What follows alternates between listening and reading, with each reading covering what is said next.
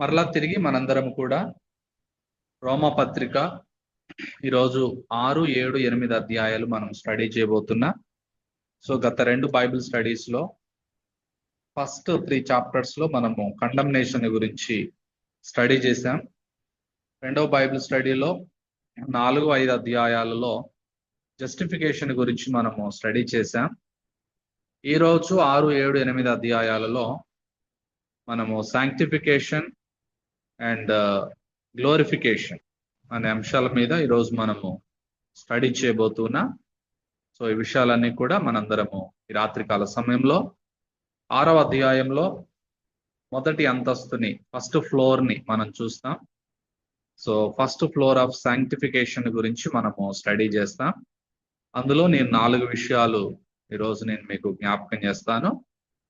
7వ అధ్యాయంలో second floor of frustration అనగా నిరాశ యొక్క 2వ అంతస్తుని మనం చూస్తాం. అందులో ఒక 3 విషయాలు మనము స్టడీ చేస్తాం. అటు తర్వాత థర్డ్ ఫ్లోర్ ఆఫ్ గ్లోరిఫికేషన్ 3వ అంతస్తులో మహిమపరచబడటం, భద్రపరచబడటం అనే మరి అంశాన్ని 8వ అధ్యాయంలో మనము ఒక 7 విషయాలు మనము ఈరోజు స్టడీ చేద్దాం.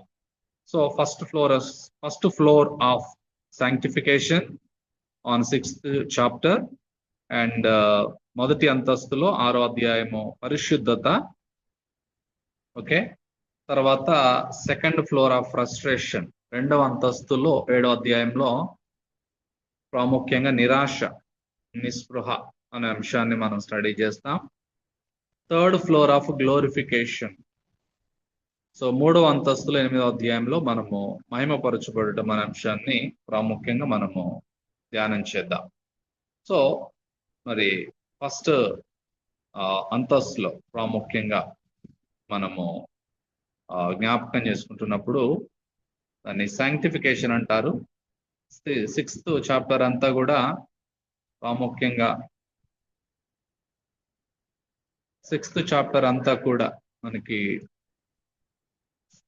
సాంక్టిఫికేషన్ గురించి మాట్లాడుతూ ఉంది. సాంక్టిఫికేషన్ అని అంటారు, మన తెలుగులో పరిశుద్ధత.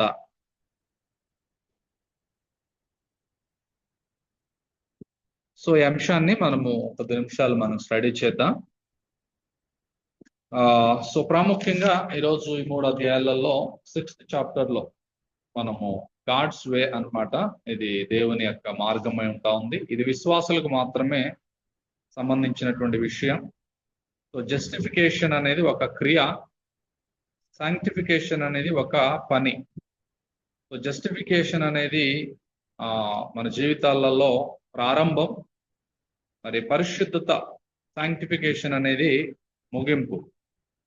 సో ఆ విధంగా మరి జస్టిఫికేషన్ లో మనము పాపం యొక్క శిక్ష నుంచి మనము తప్పించబడ్డాము.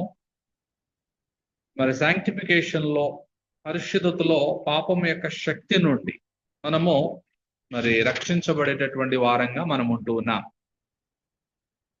మన జీవితాలలో ఈ 2వ ప్రాముఖ్యమైనటువంటి ప్రజెంట్ వర్క్ అని అంటారు సాంక్టిఫికేషన్ ని, ప్రస్తుత పనిగా మనం చూస్తా ఉన్నాం. సో అందులో 6వ అధ్యాయము మనం ప్రాముఖ్యంగా 4 విషయాలు మనము స్టడీ చేద్దాం. ఈ సాంక్టిఫికేషన్ గురించి, మొదటి అంతస్తులో ఉన్నటువంటి సాంక్టిఫికేషన్ గురించి, ఈ పరిశుద్ధతను గురించి మనము 4 విషయాలు ప్రాముఖ్యంగా మనము స్టడీ చేద్దాం. సో పరిశుద్ధత,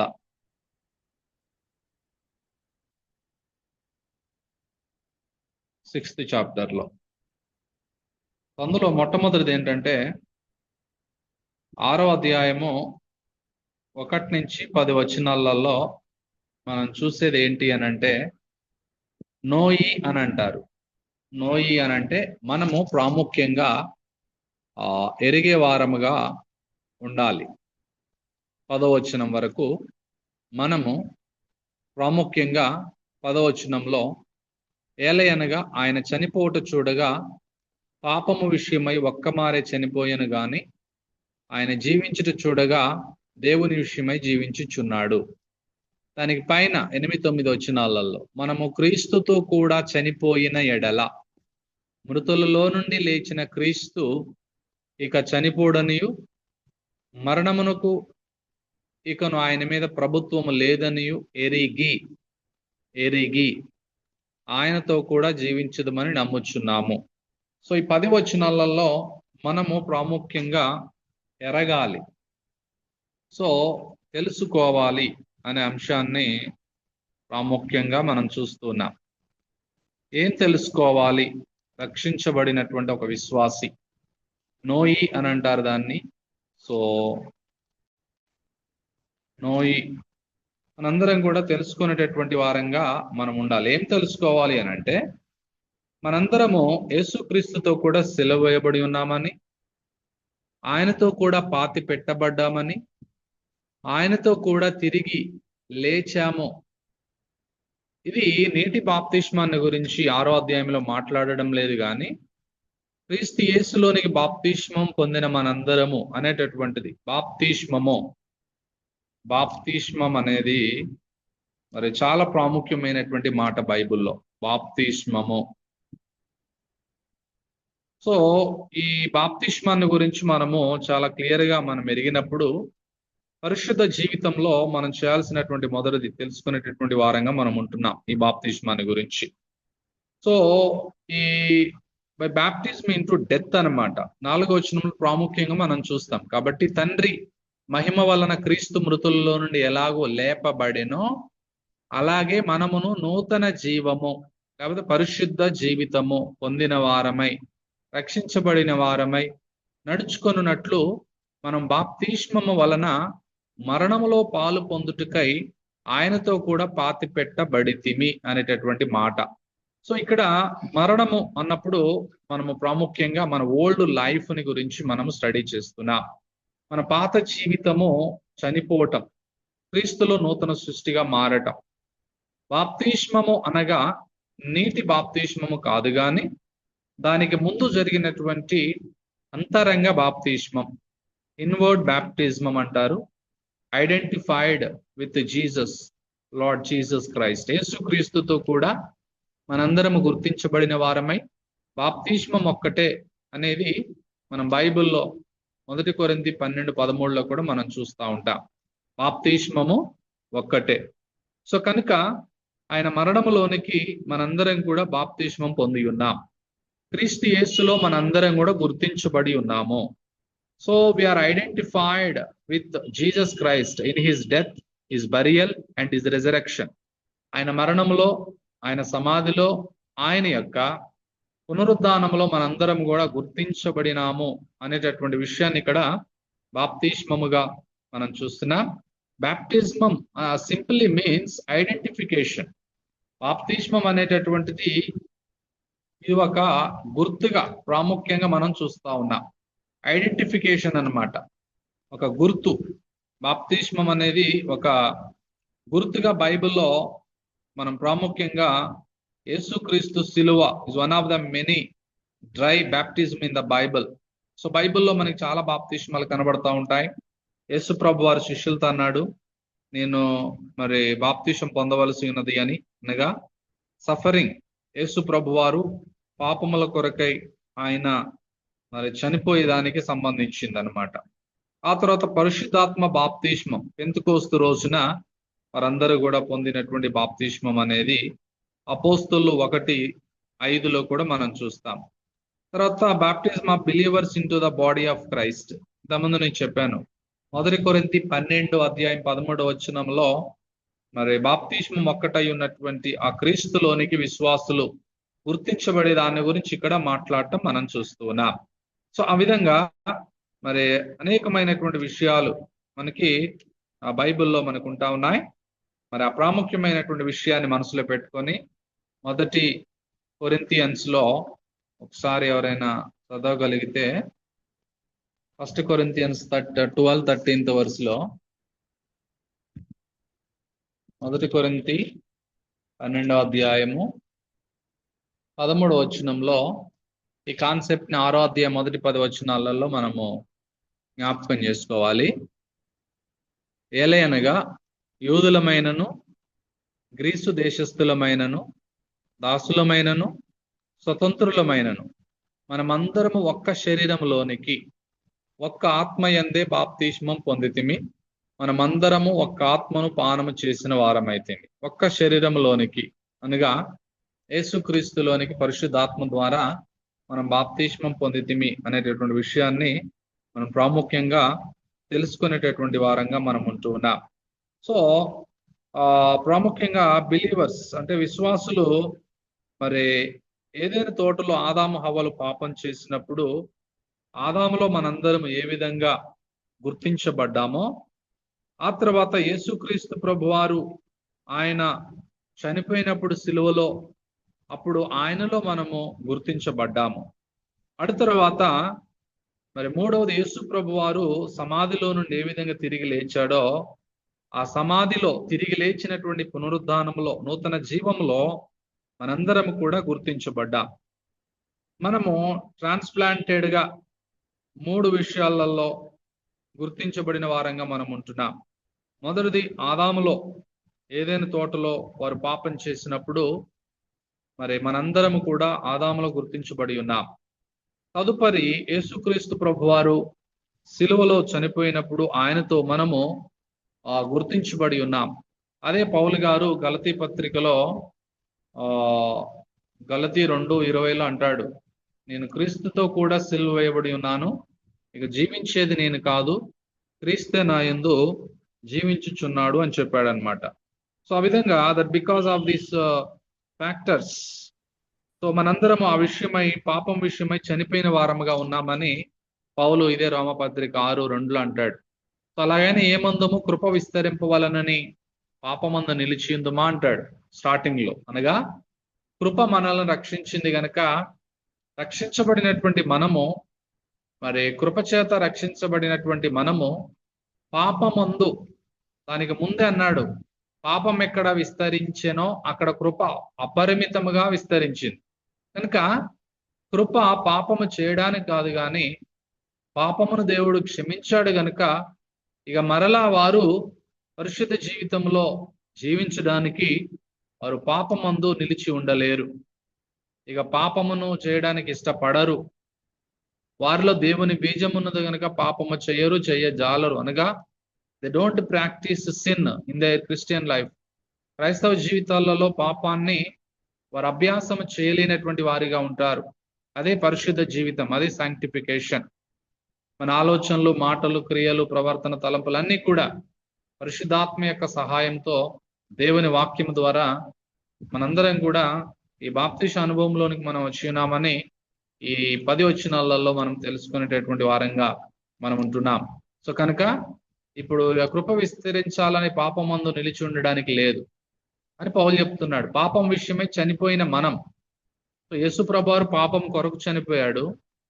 లోకంలో ఉన్నటువంటి అవిశ్వాసులు పాపములో చనిపోతున్నారు. మనం పాపము విషయమై మనము చనిపోయి ఉన్నాము గనుక ఇక మీదట పాపములో మనము జీవించలేము.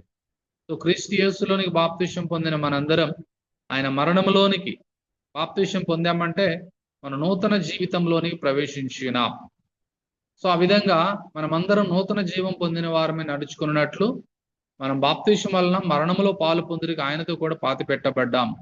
ఆయన మరణం యొక్క సాదృశ్యం ముందు ఆయనతో కూడా ఐక్యము గలవారమైన ఎడల ఆయన పునరుత్థానం యొక్క సాదృశ్యం ముందు ఆయనతో కూడా ఐక్యము గలవారమై ఉందుము.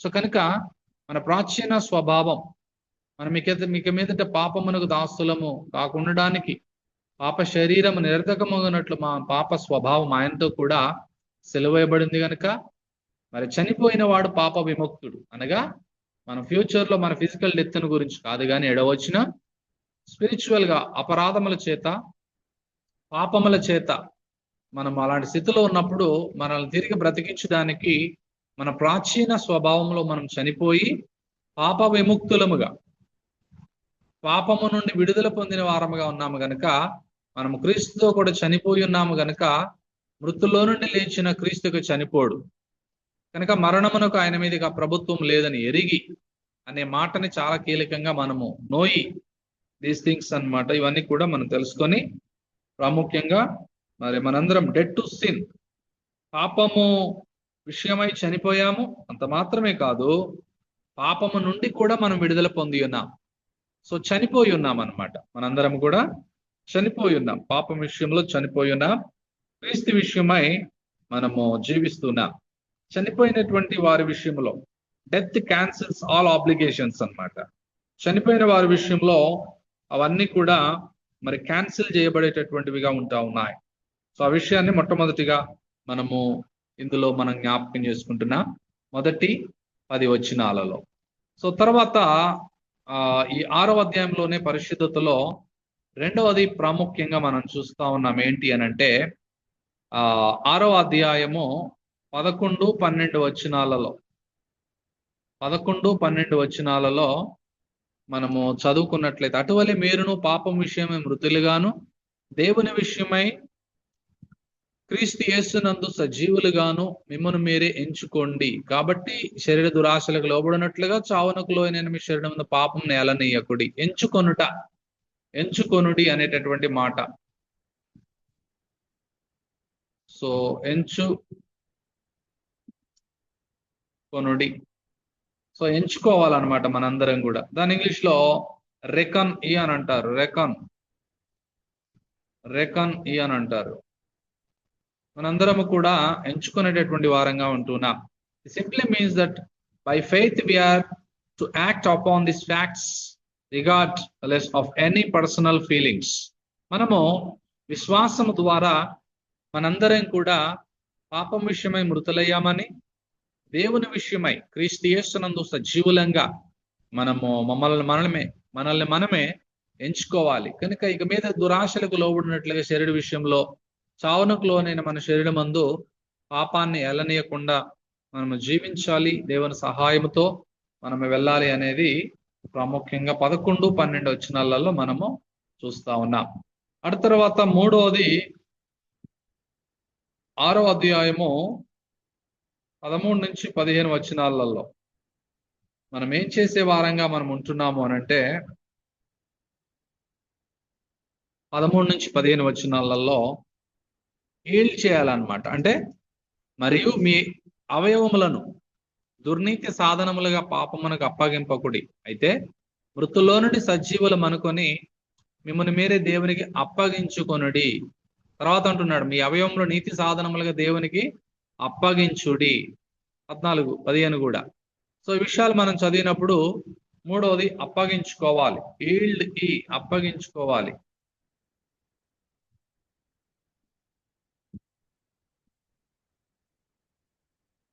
అప్పగించుడి. సో ఈల్డ్ చేయాలన్నమాట మన జీవితాలలో. ఈల్డ్ ఈ అప్పగించుకోవాలి. వీఆర్ టు స్టాప్ ఈల్డింగ్ అనమాట. వీఆర్ టు స్టాప్ ఈల్డింగ్ అంటే ప్రెసెంట్ టెన్స్ అనమాట. మన జీవితాలలో our body members as instruments of unrighteousness. So we are to once for all yield our body members as instruments of righteousness. మన జీవితాలలో ఆ విధంగా దుర్నీతి సాధనాలుగా మన అవయవాలను పాపానికి అప్పగించకుండా, మృతుల్లో నుండి మన సజీవులం గనుక మనల్ని మనమే దేవునికి మరి ప్రతి విషయంలో కూడా అప్పగించుకోవాలి, ఈల్డ్ చేయాలి. మన అవయవంలో నీతి సాధనములుగా దేవునికి అప్పగించాలి. ఎందుకంటే మీరు కృపకే కానీ ధర్మశాస్త్రానికి లోనైన వారు కారు గనుక మనము కృపకి లోనై ఉన్నాం, ధర్మశాస్త్రానికి కాదు. కనుక పాపం మన మీద ప్రభుత్వం చేయదు అనేటటువంటి గొప్ప విషయాన్ని కూడా మనం తెలుసుకొని మనం దేవునికి అప్పగించుకున్నట్లయితే, అట్లయిన ఎడల కృపకే కానీ ధర్మశాస్త్రము లోనవు వారము కామని పాపం చేయదుమా, అదెన్నటికీ కూడదు అని పౌలు గారు మూడో విషయాన్ని ఇక్కడ మనకి జ్ఞాపకం చేస్తా ఉన్నాడు అనమాట. సో అప్పగించుట. ఆ తర్వాతకు వచ్చేసి 4వది 6వ అధ్యాయంలో పరిశుద్ధతలో మరి 4వది ఏంటి అని అంటే 6వ అధ్యాయము 16 నుంచి 6వ అధ్యాయము 16 నుంచి 23 వచనాలు ప్రాముఖ్యంగా మనం చూస్తే, మనం చదువుకున్నట్లయితే, లోబడుటకు దేనికి మిమ్మును మీరు దాసులుగా అప్పగించుకుందురో, అది చావు నిమిత్తముగా పాపమునికా గాని నీతి నిమిత్తముగా విధేయతకే గాని దేనికి మీరు లోబడుదురు దానికి దాసులగుదురని ఎరుగుదురు కదా, మీరెరుగరా. సో ఇక్కడ ఒబే, లోబడుట, లోబడుట ఒబే అన్నమాట. సో ఒబే అంటారు, లోబడుట. 16 నుంచి 23 వరకు కూడా ఆల్మోస్ట్ మనము లోబడటం. సాంక్టిఫికేషన్ లో ఈ ఫస్ట్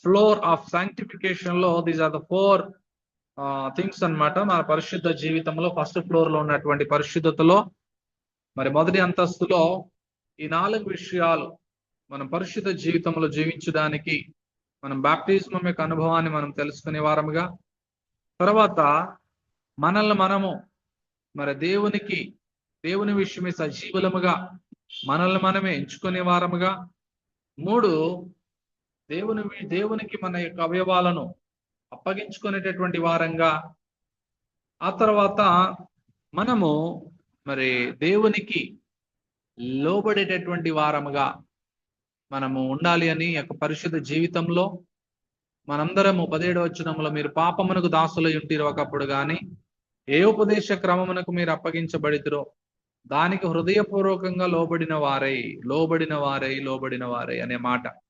సో పాపము నుండి విమోచింపబడి నీతికి దాసులైతారు. ఇందుకు దేవునికి స్తోత్రం. సో మన జీవితాలలో ఒబీడియన్స్ అనేది, విధేయత అనేటటువంటిది చాలా ప్రాముఖ్యమైనది. అది బలు అర్పించిన దానికంటే, మరి పొట్టేల కొరవ అర్పించిన దానికంటే మాట వినుటయు విధేయత చూపించుటయు బహు శ్రేష్టము అని మనందరం చూస్తున్నాం. In order to be holy in our lives, మన జీవితాలలో పరిశుద్ధంగా జీవించడానికి ఈ 4 మరి విషయాలు మనకి ఎంతగానో దోహదపడేటటువంటివిగా ఉంటాయి కనుక 19వ వచనములు అంటున్నాడు, మీ శరీర బలహీనతను బట్టి మనుష్య రీతిగా మాట్లాడుచున్నాను. ఎలయనగా అక్రమము చేయుటకై అపవిత్రతకును అక్రమమునకును మీ అవయములను మీ దాసులుగా ఎలాగ అప్పగించితిరో అలాగే పరిశుద్ధ కలుగుటకై ఇప్పుడు మీ అవయములను నీతికి దాసులుగా అప్పగించుడి.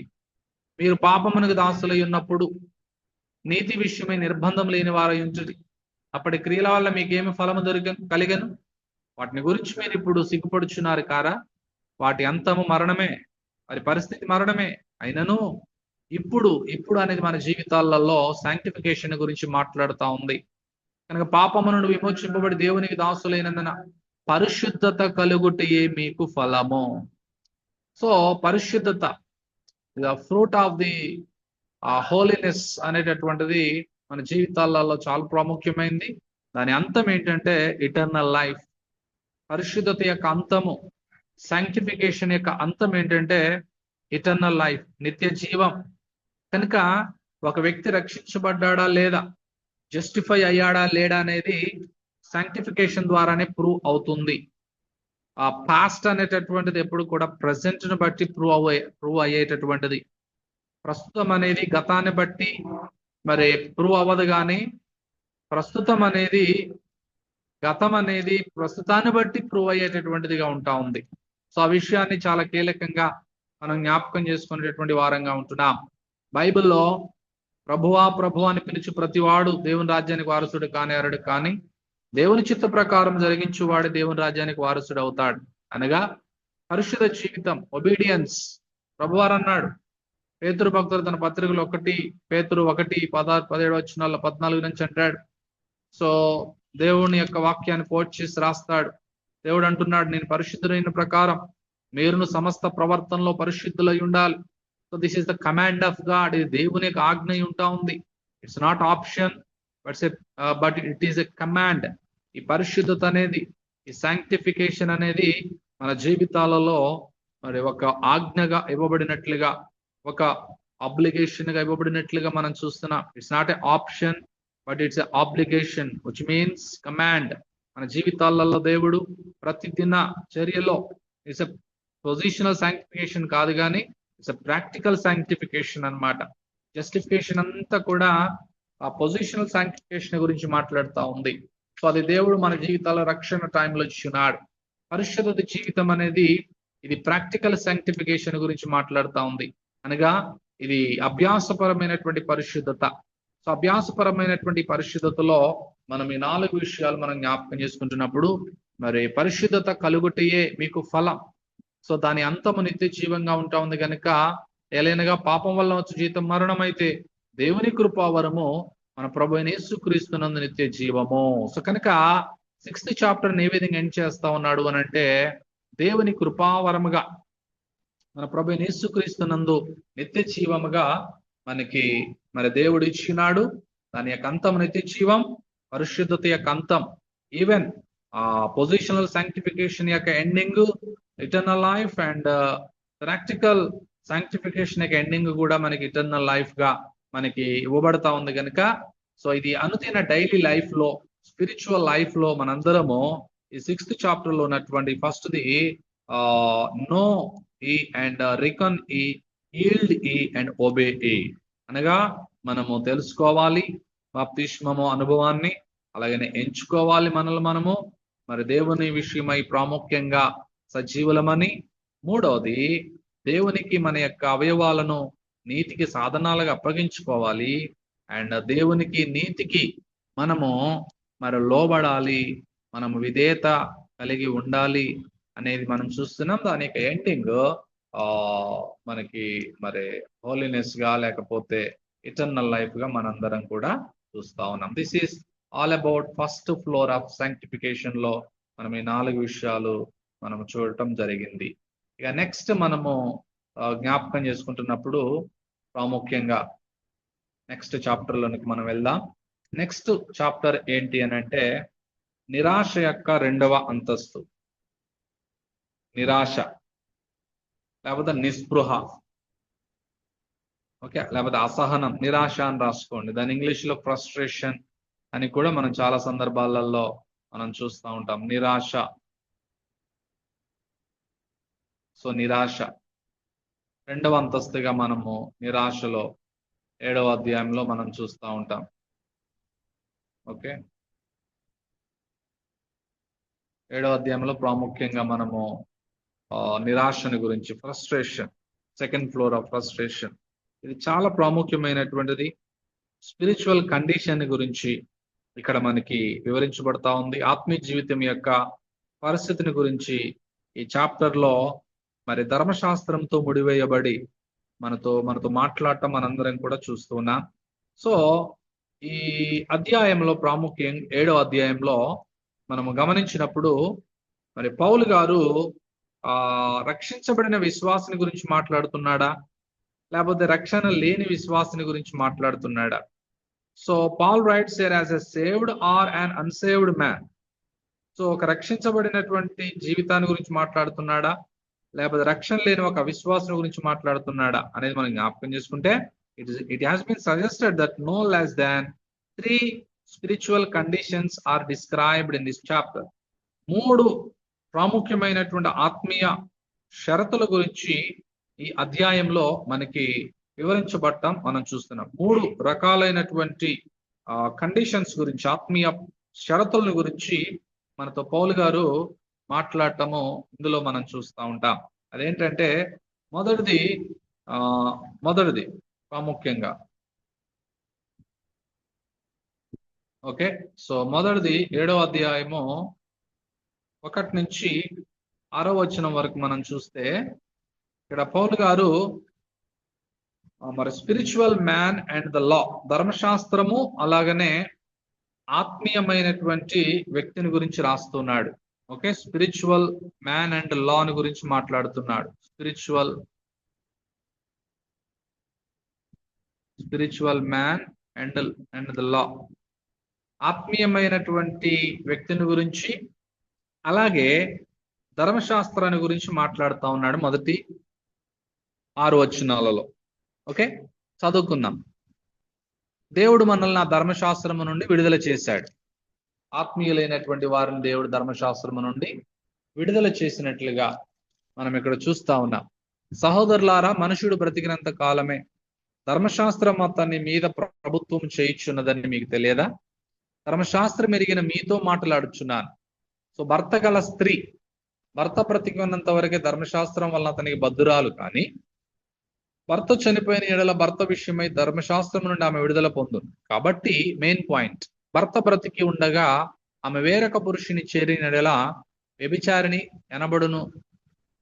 కానీ భర్త చనిపోయిన ఎడల ఆమె ధర్మశాస్త్రము నుండి విడుదల పొందెను గనుక వేరొక పురుషుని వివాహం చేసుకొనినను వ్యభిచారిణి కాకపోవును. కావున నా సహోదరులారా, మనము దేవుని కొరకు ఫలమును ఫలించునట్లు మృతుల్లో నుండి లేపబడిన క్రీస్తు అని వేరొక నీ చేరుటకై మీరును ఆయన శరీరము ద్వారా ధర్మశాస్త్రం విషయమై మృతులైతిది.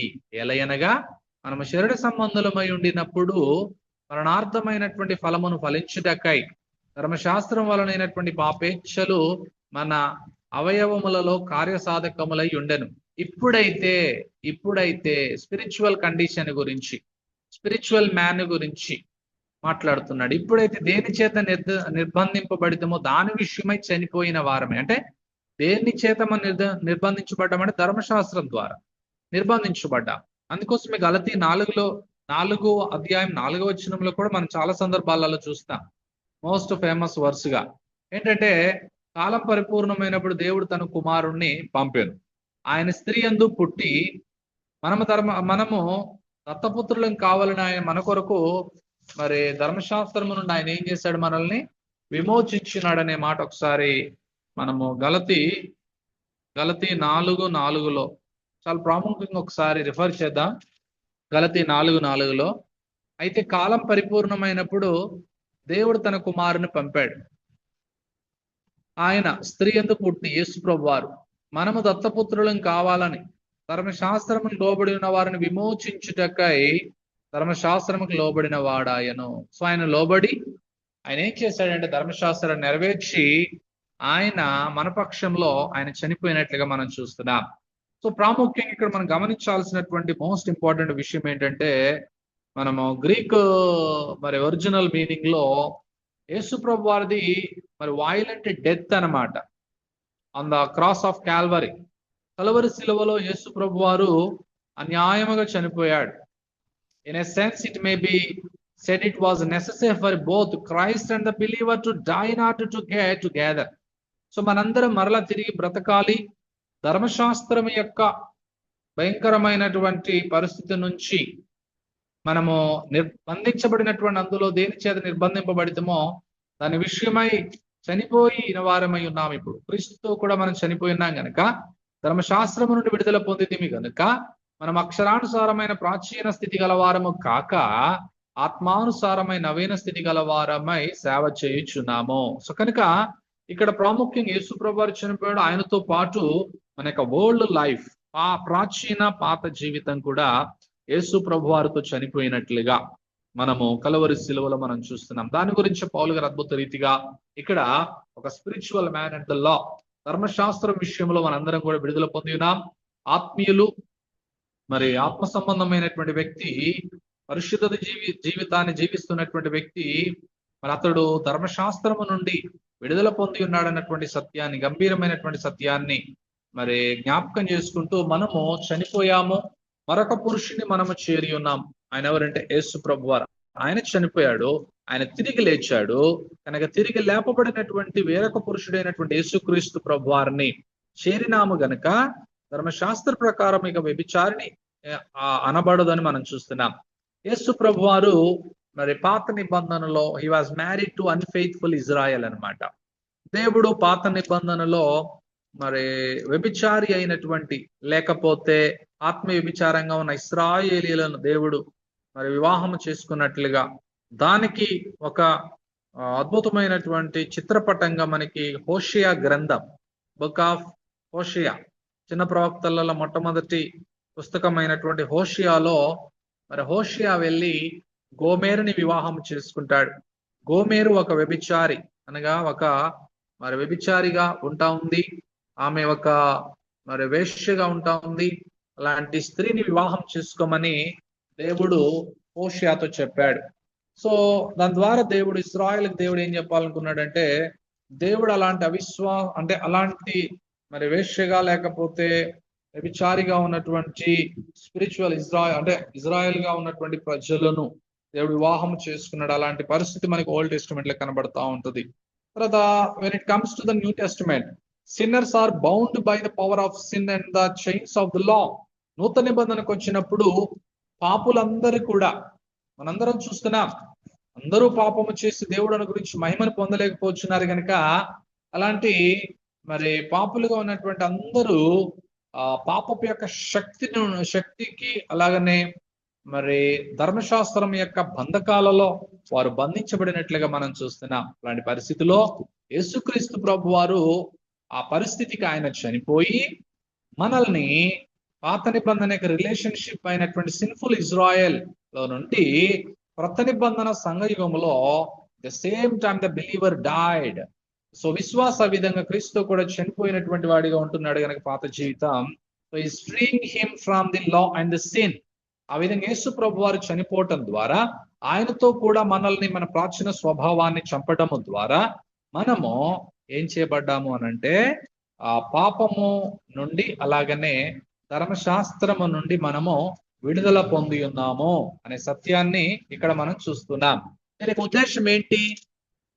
ఈ యొక్క ఉద్దేశం ఏంటి మరి అనంటే ప్రాముఖ్యంగా మనం 4వ వచనంలో చూస్తాం. దీని ఉద్దేశం 7వ అధ్యాయం 4వ వచనం. కావున నా ప్రియ సహోదరులారా, మనము దేవుని కొరకు ఫలమును ఫలించినట్లు మృతులలో నుండి లేపబడిన క్రీస్తును వేరొకను చేరుటకే మీరును ఆయన శరీరము ద్వారా ధర్మశాస్త్రము విషయమై మృతులైతిరి అనే విషయాన్ని మొట్టమొదటి అది కండిషన్ గా స్పిరిచువల్ కండిషన్ గురించి ఇక్కడ మరి పౌలు గారు మాట్లాడటం మనము అద్భుత రీతిగా మనం చూస్తా ఉన్నాం.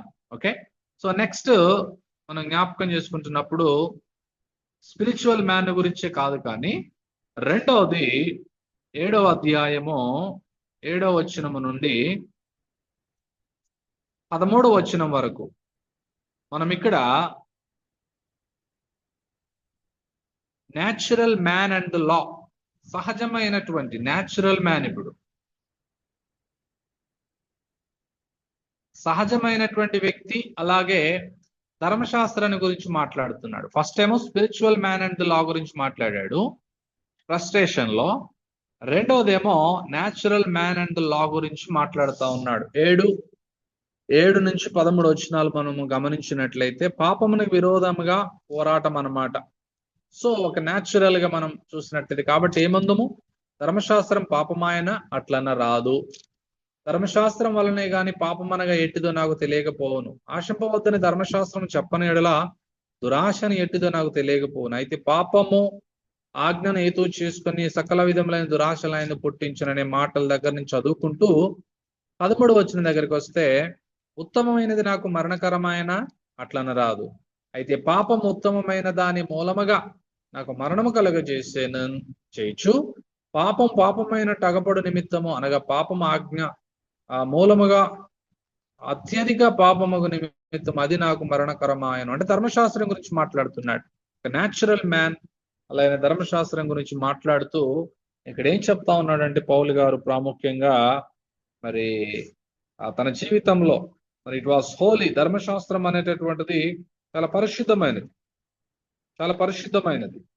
అండ్ ధర్మశాస్త్రం అనేది మరి న్యాయమైనది, ఉత్తమమైనది అనే మాటల్ని జ్ఞాపకం చేస్తూ law was used by sin to slay Paul. So ప్రాముఖ్యంగా మరి ధర్మశాస్త్రం ఏం చేసిందంటే న్యాచురల్ మ్యాన్ గా ఉన్నటువంటి పౌలు జీవితంలో అది ఇక్కడ అంటాడు 9వ వచనంలో, ఒకప్పుడు నేను ధర్మశాస్త్రం లేకుండా జీవించుచుంచుని గాని ఆజ్ఞ వచ్చినప్పుడు పాపమునకు మరలా జీవం వచ్చు, నేనైతే చనిపోతుని అని తనకి స్పిరిచువల్ డెత్ ని గురించి అనగా పాత జీవితంలో ఏ విధంగా మరి నేను పాపముల చేత అపరాధముల చచ్చి ఉన్నాను అనే విషయాన్ని జ్ఞాపకం న్యాచురల్ మ్యాన్ యొక్క కండిషన్ గురించి, ధర్మశాస్త్ర విషయంలో అతని యొక్క కండిషన్ గురించి, ఒకప్పుడు రక్షణ లేనప్పుడు తన యొక్క స్థితిని గురించి మాట్లాడటం మనం చూస్తున్నాం. The law was used by sin to work in all manner of consciousness. అంటే ఇక్కడ మరి ఏదైతే 8వ వచనంలో పాపము ఆజ్ఞను హేతు చేసుకుని సకల విధములైన దురాశలు ఆయన పుట్టించునో, ధర్మశాస్త్రము లేనప్పుడు పాపం మృతం అనేటటువంటి విషయాన్ని మాట్లాడుతూ ఉన్నాడు. సో కనుక law in itself is not evil but rather is holy, just and good. 12వ వచనంలో అంటాడు ధర్మశాస్త్రం పరిశుద్ధమైనది, మరి ఆజ్ఞ కూడా పరిశుద్ధమైనది, నీతి గలది, ఉత్తమమైనది. సో ధర్మశాస్త్రం పరిశుద్ధమైనది, నీతి గలది, ఉత్తమమైనది. అలాంటి పరిశుద్ధమైన, నీతి గల, ఉత్తమమైనటువంటి ధర్మశాస్త్రమును గురించి పౌలు గారు మరి న్యాచురల్ మ్యాన్ ని ప్రాముఖ్యంగా ఇక్కడ జ్ఞాపకం చేస్తా ఉన్నాడు. అది పరిశుద్ధమైనది ఎందుకు అని అంటే అది దేవుడే ఇచ్చాడు అని అంటున్నాడు పౌలు గారు ఇక్కడ. అది దేవుడే ఇచ్చాడు, ఎందుకంటే దేవుడే ధర్మశాస్త్రాన్ని మోషే ద్వారా అనుగ్రహించాడు. మనము యోహాను సువార్త 1 ప్రాముఖ్యంగా యోహాను సువార్త 1:17 అంటాడు, ధర్మశాస్త్రం మోషే ద్వారా అనుగ్రహించబడింది, కృపయు సత్యమును యేసుక్రీస్తు ద్వారా కలిగను. సో ఇక్కడ ధర్మశాస్త్రము ఇచ్చింది కూడా దేవుడే, కానీ ధర్మశాస్త్రాన్ని ఏ ఒక్కరూ నెరవేర్చి దేవుని ఎదుట నిలవనేరు, అలాంటి నిస్సహాయులుగా ఉంటా ఉన్నారు న్యాచురల్ మ్యాన్ గా. అయితే అలాంటి పరిస్థితిలో ఎందుకు ఇచ్చాడు దేవుడు అని అంటే అది పరిశుద్ధమైనది, అండ్ ఇట్ వాజ్ జస్ట్ అనమాట, నీతియుక్తమైనది అనగా మరి నీతి గలది.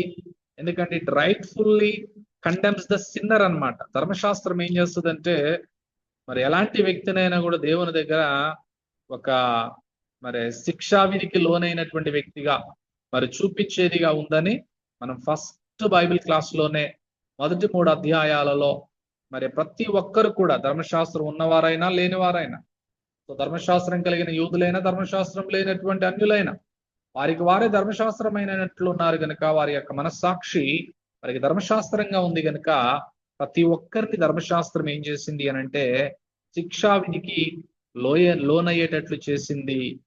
మరి ఆ విధంగా చేసినటువంటిది పాపమైందా? కాదు, అది పరిశుద్ధమైంది, నీతి కలదు. ఎందుకంటే అది మరి ఒక పాపిని ఖచ్చితంగా శిక్షించేదిగా ఉంటా ఉంది. అండ్ తర్వాత ఇట్ ఈస్ గుడ్, అది ధర్మశాస్త్రం అనేటటువంటిది పరిశుద్ధమైనది, నీతి గలది, మరి ఉత్తమమైనది. ఇట్ ఈస్ గుడ్ అనమాట, because it prepared the sinner for Christ అనమాట. ఎందుకు ధర్మశాస్త్రము ఉత్తమమైంది అని అంటే ధర్మశాస్త్రము అది పాపిని శిక్షించడమే కాదు, కానీ ధర్మశాస్త్రం అనేది పాపిని క్రీస్తు యొద్దకు నడిపించేది అని మనము గలతీ పత్రికలో ప్రాముఖ్యంగా 3వ అధ్యాయం 24వ వచనంలో చాలా సందర్భాలలో మనం చూస్తూ ఉంటాం. చూద్దాం ఒకసారి గలతీలకు రాసినటువంటి పత్రిక గలేషియన్స్ చాప్టర్ 3 వర్స్ 24లో 3:24లో ప్రాముఖ్యంగా అంటాడు, కాబట్టి మనము విశ్వాసం మూలమున నీతిమంతులమని తీర్చబడినట్లు క్రీస్తు నొద్దకు మనల్ని నడిపించుటకు ధర్మశాస్త్రం మనకు బాల శిక్షకుడాయను. So it is good because it prepared the sinner for Christ అన్నమాట. అది మరి క్రీస్తు కొరకై, క్రీస్తు యొద్దకు నడిపించుట కొరకై ధర్మశాస్త్రం ఇవ్వబడినట్లుగా, క్రీస్తును చూపించేదిగా మరి ధర్మశాస్త్రం ఇవ్వబడిందని మనం ప్రాముఖ్యంగా చూస్తుంటున్నాం. సో కనుక law was ineffective only because of the weakness of the flesh.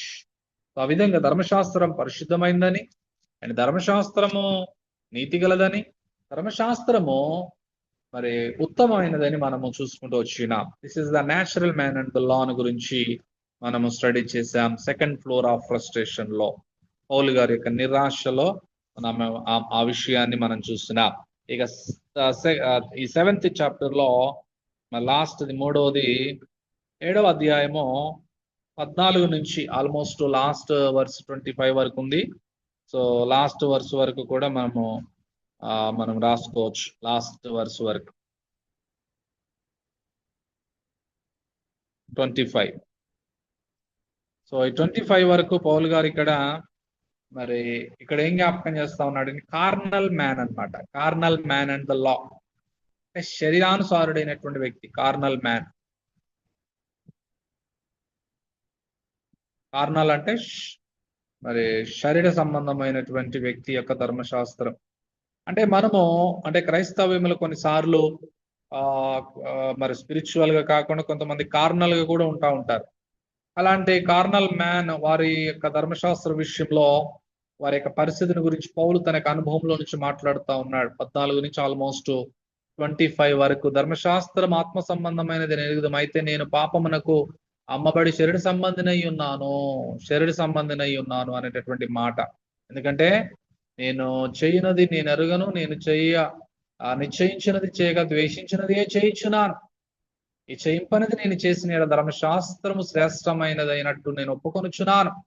So ధర్మశాస్త్రం ఆ విధంగా ఒక మనిషిని, ఒక కార్నల్ మ్యాన్ ని శారీర సంబంధమైనటువంటి వ్యక్తిని ఆ విధంగా మరి చూపించేటటువంటిదిగా ఉంటా ఉంది. అతని యొక్క పౌలు గారు తన యొక్క డిజైర్ని, తన యొక్క ఆశని మరి తెలియచేస్తా ఉన్నాడు. ధర్మశాస్త్రం విషయంలో ఆనందిస్తా ఉన్నాడు. 22వ వచనంలో చూద్దాం. అంతరంగ పురుషుని బట్టి దేవుని ధర్మశాస్త్రమునందు నేను ఆనందించుచున్నాను. మనం ఎప్పుడు ధర్మశాస్త్రాన్ని బట్టి ఆనందించాలి. ఎందుకంటే బైబిల్లో ఉంది, మనము మరి యెహోవా ధర్మశాస్త్రమునందు ఆనందించుచు దేవారాత్రములు దాన్ని ధ్యానించువాడు ధన్యుడనుంది అనమాట. పౌలు గారు మరి ఆ విషయమై ఆనందించేటటువంటి వాడిగా మరి ఉంటా ఉన్నాడని మనం చూస్తా ఉన్నాం. ఆ తర్వాత పౌలు తన జీవితంలో డిస్కవరీ చేస్తా discovered. So he was doing the bad and avoiding the good. అతడు మరి మంచిని విడిచిపెడుతున్నాడు. 21వ వచనంలో మేలు చేయగోరు నాకు కీడు చేయట నాకు కలుగుచున్నదని ఒక నియమము నాకు కనబడుచున్నది. సో కనుక he was doing the bad and avoiding the good. Paul was long on desire but short to determination. Desire ఉంది కానీ డిటర్మినేషన్ విషయంలో ఫెయిల్ అవుతూ ఉన్నాడు. The will was there but not the way. మరి ఈ found the law that when I would do good, evil is present with me. This is the third of the 5 biblical laws anamata referred to here in this Romans. So కనుక ఆ విధంగా పౌలు జీవితంలో మరి ఆ విధంగా కనుగొంటున్నాడు కారణాల విషయంలో. తర్వాత it uttered despair, he cries out. 24వ వచనంలో ఏం చేస్తా ఉన్నాడంటే మరి నిరాశతో విలపిస్తున్నాడు, అయ్యో అంటున్నాడు. లామెంట్స్ అంటారు వీటిని. లామెంట్ అంటే విలపించడం. మనకి పాత నిబంధనలో కూడా లామెంటేషన్, బుక్ ఆఫ్ లామెంటేషన్ ఉంది. విలాప వాక్యములు ఉంది. ఏడుస్తూ, బాధతో, నిరాశతో, నిస్పృహతో ఏడ్చేటటువంటి పుస్తకంగా ఉంటా ఉంది. పౌలు కూడా తన జీవితంలో మరి కారణాలుగా శరీర సంబంధమైనటువంటి పరిస్థితి, లోకంలో ఉన్నటువంటి పరిస్థితిని జ్ఞాపకం చేసుకుంటూ 24లో అయ్యో నేనంత దౌర్భాగ్యుడును, ఇట్టి మరణమునకు లోనగు శరీరము నుండి నన్ను ఎవడు విడిపించును అని 24వ వచనంలో సో పౌలు గారు ప్రాముఖ్యంగా మరి తన జీవితంలో మరి లామెంట్ చేయడం, నిరాశతో ఏడవటం మనం చూస్తా ఉన్నాం. తర్వాత Paul does realize that the believer cannot control, change, cleanse, conquer, command and correct and crucify the flesh. అలాంటి పరిస్థితి నుంచి విశ్వాసి తనను తాను మరి అలాంటి పరిస్థితి నుంచి కంట్రోల్ చేసుకోలేడు, మార్చుకోలేడు, క్లెన్స్ చేసుకోలేడు, మరి ఓడించలేడు, ఆజ్ఞాపించలేడు, కరెక్ట్ చేసుకోలేడు, అసలు వేసుకోలేడు. కానీ Paul ends chapter 6 with the statement that eternal life. So ఏ విధంగా 6వ అధ్యాయాన్ని పౌలు గారు నిత్య జీవంతో ముగిస్తున్నాడో యేసుక్రీస్తు కృపను బట్టి, అలాగే he ends chapter 7 by concluding that the victorious life can come only through Jesus. 25వ వచనంలో అంటున్నాడు, ఇలాంటి పరిస్థితి నుంచి మన ప్రభు అయిన యేసుక్రీస్తు ద్వారా దేవునికి కృతజ్ఞతాస్తుతులు చెల్లించుచున్నాను. కాగా మనసు విషయంలో నేను దైవ నియమమునకును, శరీర విషయములో పాప నియమమునకును దాసుడనై ఉన్నాను. ఇక్కడ కూడా విశ్వాస యొక్క conquer through the Lord Jesus Christ, victorious life. ఏ విధంగా 6వ అధ్యాయం ఎండింగ్ లో మనకి నిత్య జీవం యేసుక్రీస్తు ద్వారా కలిగిందో, అలాగే 7వ అధ్యాయంలో కూడా మనకి ఇలాంటి పోరాటంలో ఈ లోకంలో ఉన్నటువంటి మనము ప్రత్యేకంగా ఇలాంటి మరణమునకు లోనైనటువంటి శరీరం నుండి మనల్ని విడిపించేది ఎవరంటే మన ప్రభువైన యేసుక్రీస్తే. ఆయన విడిపిస్తాడు అని పౌలు గారు మరి ఇక్కడ జ్ఞాపకం చేసుకుంటున్నాడు. సో కనుక ఈ ends chapter 7 by concluding that victorious life, విజయవంతమైనటువంటి జీవితం కేవలం యేసుక్రీస్తు ద్వారానే వస్తుంది అని ఇక్కడ జ్ఞాపకం చేస్తా ఉన్నాడు పౌల్ గారు. సో ఆల్ చాప్టర్ 7 ఫ్రస్ట్రేషన్ గురించి, సెకండ్ ఫ్లోర్ లో మనమున్న ఫ్రస్ట్రేషన్ గురించి, నిరాశలో spiritual man and the law గురించి మాట్లాడాడు, natural man and the law గురించి మాట్లాడాడు, and carnal man and the law గురించి మాట్లాడి మరి పరిస్థితిలో నుంచి విక్టోరియస్ లైఫ్ యేసుక్రీస్తు ద్వారా మాత్రమే మనకి కలుగుతుందని జ్ఞాపకం చేస్తూ, ద లా, ధర్మశాస్త్రం అనేది మరి మనకి ప్రాముఖ్యంగా వే ఆఫ్ లైఫ్ గా ఇవ్వబడింది కానీ వే టు లైఫ్ గా ఇవ్వబడలేదు. So the law was a way of life but not a way to life. ధర్మశాస్త్రం అనేది మనకి జీవించడానికి ఇవ్వబడింది కానీ మనము వే టు లైఫ్ గా మనం ధర్మశాస్త్రాన్ని పాటించడం ద్వారా రక్షించబడలేదు, కానీ రక్షించబడినటువంటి మనము ధర్మశాస్త్రానికి లోబడేటటువంటి వారముగా మనం ఉండాలి అని ప్రాముఖ్యంగా ఈ యొక్క పత్రికలో మనం 7వ అధ్యాయంలో మనం చూస్తా ఉన్నాం. దాని గురించే పౌలు గారు మరి ఆ మరి ధర్మశాస్త్రాన్ని గురించి అద్భుత రీతిగా మాట్లాడటం మనందరం కూడా గమనిస్తూ ఉన్నాం. So this is the second floor of frustration లో ప్రాముఖ్యంగా మనం ఇప్పటి వరకు మరి చూసుకుంటూ వచ్చి ఉన్నాం. సో తర్వాత మనం జ్ఞాపకం చేసుకుంటున్నప్పుడు why did not Christ come during Abraham's time. So యేసు ప్రభు వారు ఎందుకు అబ్రహాము కాలంలో రాలేదు అని అంటే, ఆ టైంలో విశ్వాసం అనేటటువంటిది ఉనికిలో ఉన్నది. ఆ తర్వాత మోషే చాలా సందర్భాలలో మరి శిక్షా విధిని గురించి మాట్లాడుకుంటూ వచ్చాడు ధర్మశాస్త్రం ద్వారా. కానీ అబ్రహాము ఆశీర్వాదాన్ని గురించి బైబిల్ గ్రంథంలో రాయబడటాన్ని గురించి మనం చూస్తూ ఉంటున్నాం. మోషే చాలా సార్లు శిక్షావిధికి కారణమైన పరిచర్య గురించి మాట్లాడటం జరిగింది అనమాట. అబ్రహాము మరి జీవము గురించి మాట్లాడటం జరిగింది. మరి మోషే క్రూసిఫిక్షన్ గురించి మాట్లాడటం జరిగింది. అబ్రహాము విషయంలో రిజరెక్షన్ గురించి మాట్లాడటం జరిగింది. Throughout the centuries God spoke the word faith in to the history of salvation. దేవుడు అబ్రహాము కాలం నుంచి కూడా అంతకు ముందు నుంచే మరి ప్రాముఖ్యంగా దేవుడు విశ్వాసాన్ని గురించి, మరి రక్షణ కొరకై విశ్వాసం అవసరమై ఉన్నది, ధర్మశాస్త్రం ద్వారా ఎవరు రక్షించబడలేరనే గంభీరమైనటువంటి సత్యాన్ని బైబిల్లో especial on letters, Paul's letters లో మనకు అద్భుత రీతిగా రోమా కావచ్చు, గలతీ కావచ్చు, అనేక పత్రికలలో, ఎఫెస్సి కావచ్చు, ధర్మశాస్త్రం మంచిది, పరిశుద్ధమైంది, నీతి గలది, మరి ఉత్తమమైనది, దాని ద్వారానే మనకు పాపం అంటే ఏంటో తెలిసింది, రక్షణకు అవసరత తెలిసింది, రక్షకుని యొక్క అవసరత తెలిసింది, దాన్ని నెరవేర్చడానికి యేసు ప్రభువారు వచ్చాడు. దాని నుండి దేవుడు మనల్ని విడిపించి ఇప్పుడు మనకి గొప్ప రక్షణ ఇచ్చి, తద్వారా మనము దానికి కృతజ్ఞగా మనందరము దానికి లోబడి జీవించడానికి దేవుడు మనకి విశ్వాసాన్ని ఇచ్చి ఉన్నాడు, మారు మనస్సుని ఇచ్చి ఉన్నాడు అనేటటువంటి గొప్ప ఆశీర్వాదాన్ని మనము ఇక్కడ 7th చాప్టర్ లో ఇప్పటి వరకు మనం నేర్చుకోవటం జరిగింది. ఇక లాస్ట్ది 10 నిమిషాలలో మనం ధ్యానం చేసి ముగించుకుందాం. 8వ అధ్యాయం glorification, 3rd floor of glorification. దాన్ని ప్రిజర్వేషన్ అని కూడా అనొచ్చు. ఓకే, ప్రిజర్వేషన్ అని అనొచ్చు, గ్లోరిఫికేషన్ అని అనొచ్చు. సో మహిమ లేకపోతే భద్రత, గ్లోరిఫికేషన్ ని మహిమ లేదా భద్రత, విశ్వాసుల యొక్క భద్రత లేకపోతే మహిమ 8వ అధ్యాయంలో ప్రాముఖ్యంగా మనం చూస్తూ ఉంటాం. గ్లోరిఫికేషన్ అండ్ ప్రిజర్వేషన్ అనేటటువంటి అంశాన్ని మనము జ్ఞాపకం చేసుకుంటే, this is the 3rd floor of glorification or preservation. Paul has thus far discussed. ఇప్పటివరకు పౌలు గారు మొదటి 3 అధ్యాయాలలో కండమ్నేషన్ గురించి మాట్లాడాడు. Why does the sinner need to be saved. పాపి ఎందుకు రక్షించబడాలంటే పాపులందరూ శిక్షా విధిలో ఉన్నారు.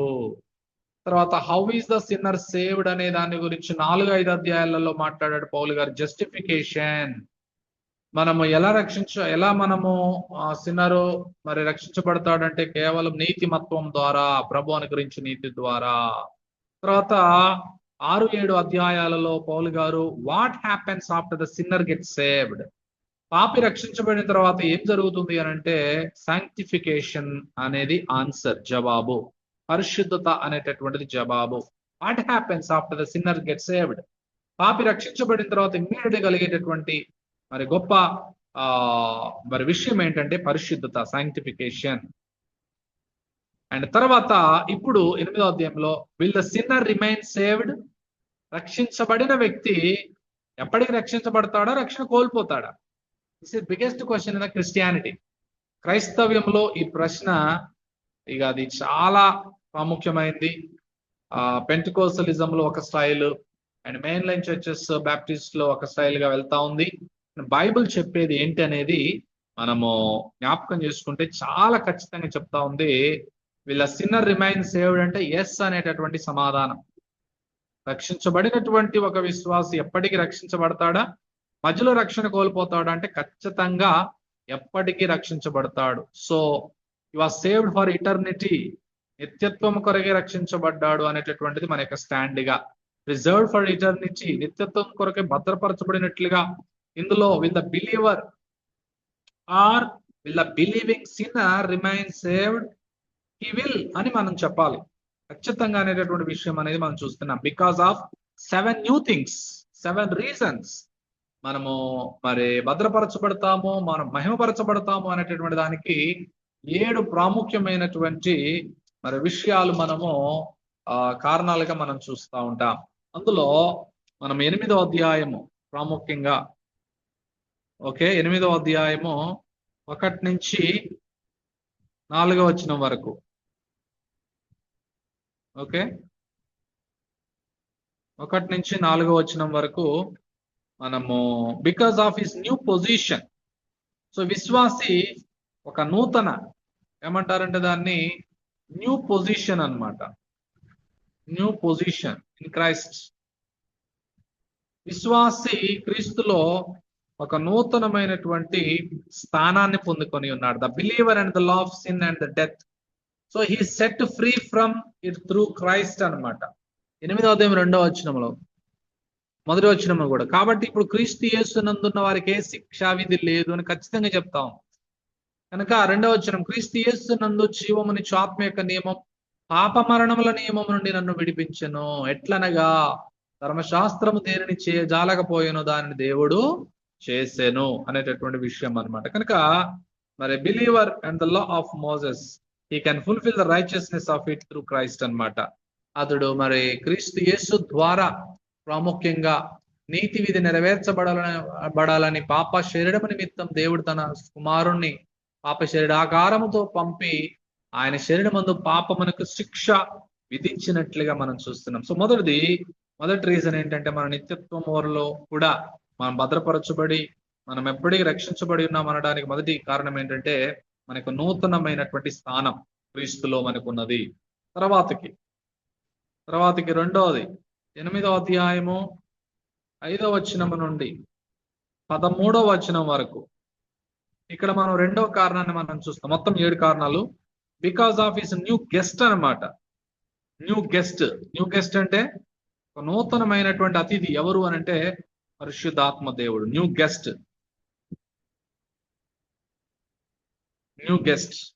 So he is now indwell by the holy spirit. 5వ వచనం నుండి మనం చూస్తాం 8వ అధ్యాయం.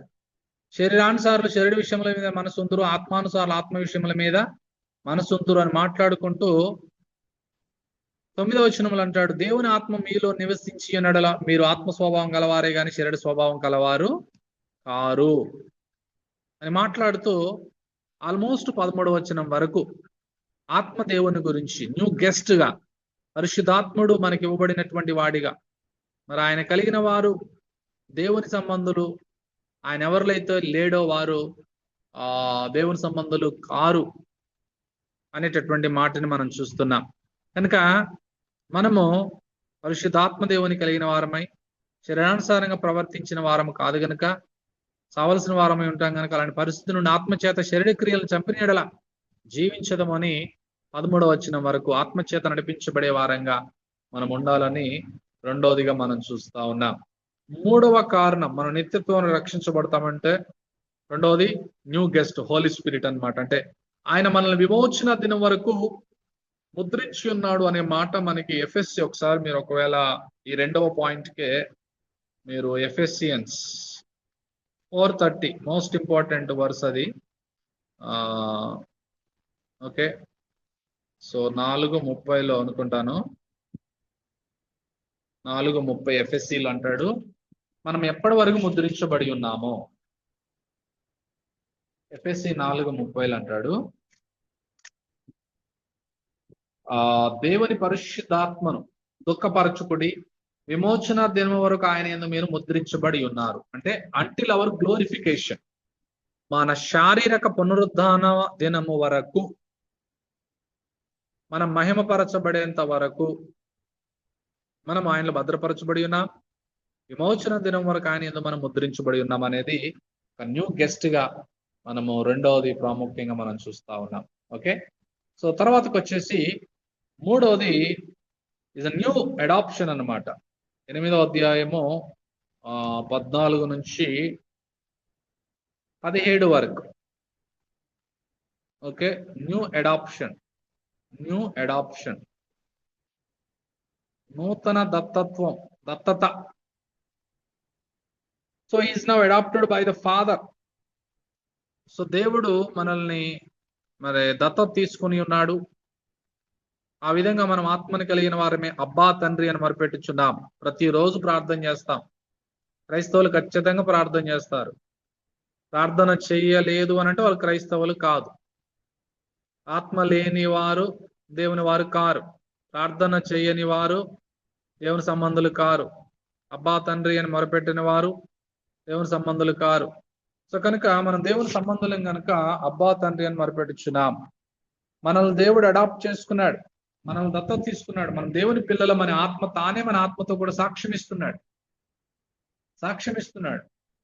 డబుల్ టెస్టిమనీ అన్నమాట, డబుల్ విట్నెస్. పరిశుద్ధాత్ముడు మన ఆత్మతో కూడా సాక్ష్యం ఇవ్వడాని గురించి మనం ప్రాముఖ్యంగా మూడవ ప్రాముఖ్యమైనటువంటి కారణంగా మనం చూస్తా ఉన్నాం. నాలుగవది అడాప్షన్ గురించి మనం చూసాం ఇప్పటి వరకు. రీజనరేషన్ కలిగిన వారికి మాత్రమే అడాప్షన్ ఉంది. అండ్ ట్రినిటీ, త్రిత్వ దేవుడు కలిగినటువంటి ప్రభు తండ్రి, కుమారుడు, పరిశుద్ధాత్ముడు మనల్ని మరి అడాప్ట్ చేసుకున్నట్లుగా మనందరం కూడా చూస్తా ఉన్నాం. తర్వాతకి న్యూ ఎక్స్పెక్టేషన్ అన్నమాట. నాలుగవది 8వ అధ్యాయము 18 నుంచి 25 వరకు. New expectation.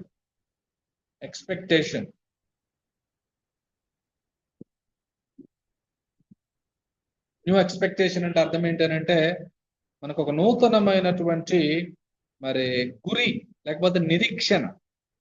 న్యూ హోప్ అని కూడా రాసుకోవచ్చు. లేదంటే ఎక్స్పెక్టేషన్ అనే దానికంటే ఆ న్యూ హోప్, నూతన నిరీక్షణ. Nature of this hope, the full and final redemption of all creation. This includes Christian himself. He will receive the new body. మనము నూతనమైనటువంటి శరీరాన్ని మనం పొందుకుంటాం. ఒకసారి మీరు 1 యోహాను పత్రిక 1 John 3:2 ఒకసారి మీరు ఒకవేళ చూడగలిగితే, 1 యోహాను పత్రిక 3వ అధ్యాయం 2వ వచనములు అంటాడు దేవుని బిడ్డల గురించి, ప్రియులారా ఇప్పుడు మనం దేవుని పిల్లలమై ఉన్నాము, మనం ఇక ఏమవుదామో అది ఇంకా ప్రత్యక్షపరచబడలేదు, కానీ ఆయన ప్రత్యక్షమైనప్పుడు, యేసుప్రభు రెండవసారి ఆయన ఉన్నట్లుగానే ఆయన చూస్తాం, మనం ఆయన పోలి ఉందామని ఎరుగుదాము, అంటే glorified body. So new hope ఏంటంటే మనకి మనందరం కూడా ఒక నూతన శరీరాన్ని, ఇమ్మోర్టల్ బాడీని, ఇంపెరిషబుల్ బాడీని మనందరం కూడా కలిగి ఉంటామనేటటువంటిది 4th ఎవిడెన్స్ అన్నమాట. మనందరం నిత్యత్వం కొరకై మనందరం రక్షించబడి ఉన్నాము అనేటటువంటి విషయంలో he will receive a new body అనేది చాలా చాలా ప్రాముఖ్యమైనదిగా మనం చూస్తా ఉన్నాం. ఓకే, ఆ తర్వాత 5వ బలమైనటువంటి కారణం మన నిత్యత్వానికి మరి మయంపరచబడబోతున్నాం, భద్రపరచబడి ఉన్నాం అనడానికి 8వ అధ్యాయము 26 నుంచి 27 వరకు. సో ఇక్కడ న్యూ హెల్పర్ అన్నమాట. ఓకే, న్యూ ప్రేయర్ హెల్పర్ అన్నమాట. New prayer helper, P helper అని పెడుతున్నాను. పి అంటే ప్రేయర్. ఓకే, ప్రార్థన సహాయకుడు, holy spirit who already lives in us. ఆయన మనలో ఉన్నాడు, సాక్ష్యమిస్తున్నాడు, నివసిస్తున్నాడు, ప్రార్థిస్తున్నాడు. ఓకే, సో అనేటటువంటి మాట 26వ వచనంలో ప్రాముఖ్యంగా, అటువలే ఆత్మయు అంటే పరిశుద్ధాత్మ మన బలహీనతలను చూచి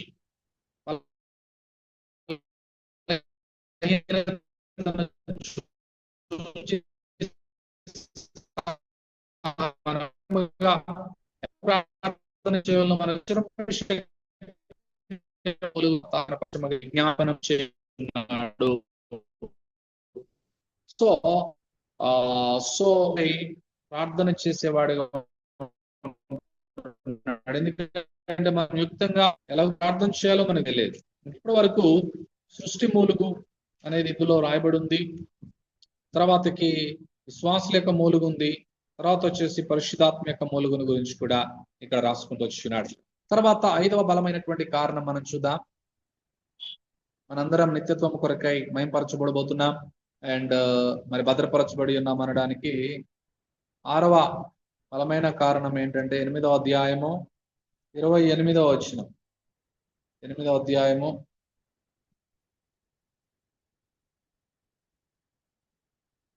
28వ వచనం ప్రాముఖ్యంగా దేవుని ప్రేమించు వారికి అనగా ఆయన సంకల్పము చొప్పున పిలువబడిన వారికి. మనందరం దేవుని ప్రేమిస్తాం, ఎందుకంటే మరి మనకి ఆజ్ఞలు ఇవ్వబడ్డాయి. మరి నీ పూర్ణ హృదయముతో, నీ పూర్ణాత్మతో, నీ పూర్ణ శక్తితో నీ దేవుడిని యెహోవాను ప్రేమించాలి అని మనం దేవుని ప్రేమిస్తాం.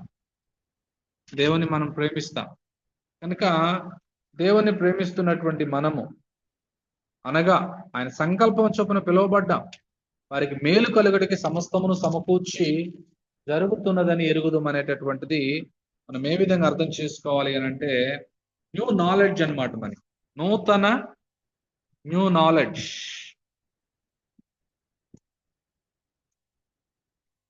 నూతన జ్ఞానం అందరికీ కూడా మరి ఇవ్వబడినట్లుగా న్యూ నాలెడ్జ్ గా దేవుడు మనకి ఇచ్చినట్లుగా మనందరం కూడా చూస్తా ఉన్నాం. నూతనమైనటువంటి జ్ఞానంగా మనందరికీ దేవుడు మరి ఇచ్చాడు, పిలిచాడు. అండ్ మన జీవితాలలో మరి మేలైనా కీడైనా ఏది ఏమైనప్పటికీ కూడా అది మన జీవితాలలో ఒక అద్భుతమైనటువంటి మరి పర్యవసానాన్ని, రిజల్ట్ నే సమస్తమును సమకూర్చి మేలుకే జరిగించేవాడిగా ఉన్నాడు. అది కీడు జరిగినా అది ఆఖరికి మేలుగానే దేవుడు మారుస్తాడు. ఎందుకంటే అనేక మంది జీవితాలలో ప్రాముఖ్యంగా ఫర్ ఎగ్జాంపుల్ యోసేపు జీవితాన్ని మనం చూస్తే యోసేపుని అన్నలు అమ్మారు. 10 మంది అన్నలు అమ్మిన తర్వాత 13 సంవత్సరాల తర్వాత కరువు వస్తే వారందరూ ఐగుప్తు దేశానికి వెళ్ళినప్పుడు యోసేపు వారిని గుర్తుపట్టి నేటి దినమున మీరందరూ బ్రతుకున్నట్లు దేవుడు దీన్ని మేలుకే చేసి ఉన్నాడు, మీరు నాకు కీడు చేయను ఉద్దేశించారు కానీ దేవుడు దాన్ని మేలుగా మార్చున్నాడు అని. సో మన జీవితాలలో ఏదైనా కూడా మేలే అనే విషయాన్ని మనం చూస్తున్నాం. యోబు జీవితంలో కూడా అలాగనే. సో దేవుడు కీడిని రెండంతల మేలుగా మార్చినట్లుగా మనం చూస్తున్నాం. అలాంటి నాలెడ్జ్ మనందరము కలిగి ఉంటాము. లాస్ట్ది ఎవిడెన్స్ ఏంటంటే గ్లోరిఫికేషన్ లో 8వ అధ్యాయం 29 నుంచి ప్రాముఖ్యంగా 39 వరకు. సో ఇక్కడ ఏంటి అని అంటే మనము న్యూ గోల్ అన్నమాట. న్యూ